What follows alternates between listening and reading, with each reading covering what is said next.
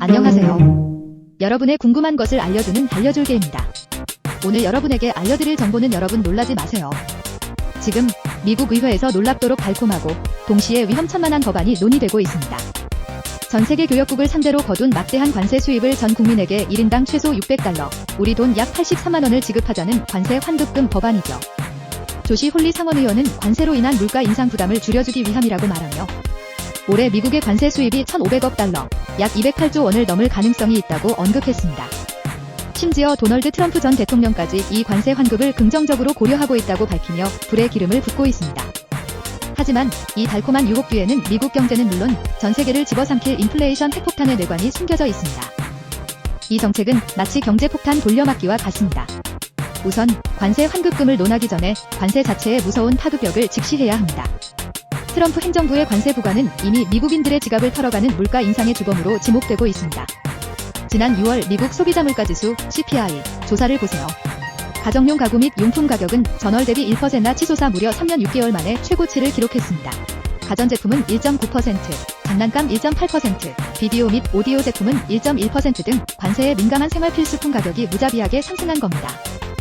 관세는 기업의 수입 원가를 직접적으로 높이고 이 비용은 고스란히 최종 소비자의 몫이 되어 물가 상승을 촉발하는 지름길이 됩니다. 물가에 스며든 관세는 이미 현실이 된 겁니다. 여기에 관세 수입으로 얻은 돈을 국민에게 환급금으로 뿌리는 것은 인플레이션의 불길에 기름을 붓는 행위나 다름없습니다.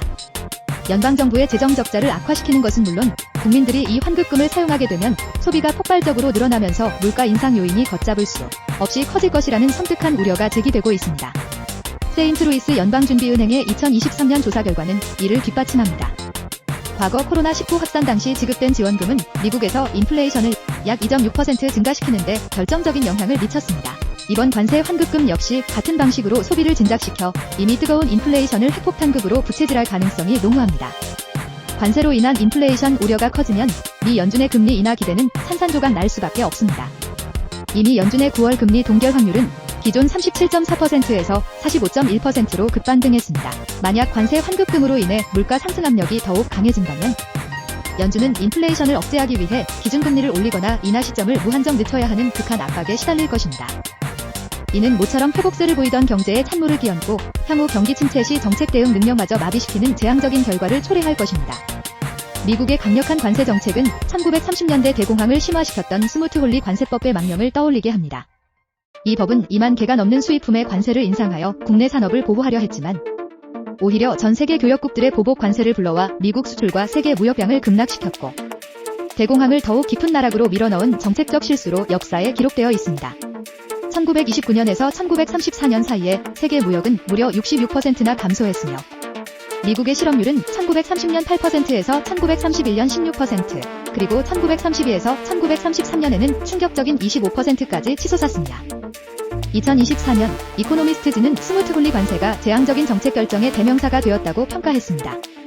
과거의 뼈아픈 재앙이 현대의 다른 모습으로 반복될 수 있다는 경고의 목소리를 절대 무시해서는 안 됩니다. 심지어 지금 거론되는 관세 수준은 스무트-홀리 관세보다 더 높을 수도 있다고 합니다. 미국의 관세와 무역정책 불확실성은 관세 부과 자체를 넘어 한국 경제에 직접적인 부정적 영향을 미칩니다. IMF는 2025년 한국의 성장률 전망치를 기존 2.2%에서 단숨에 1.0%로 대폭 하향 조정했습니다.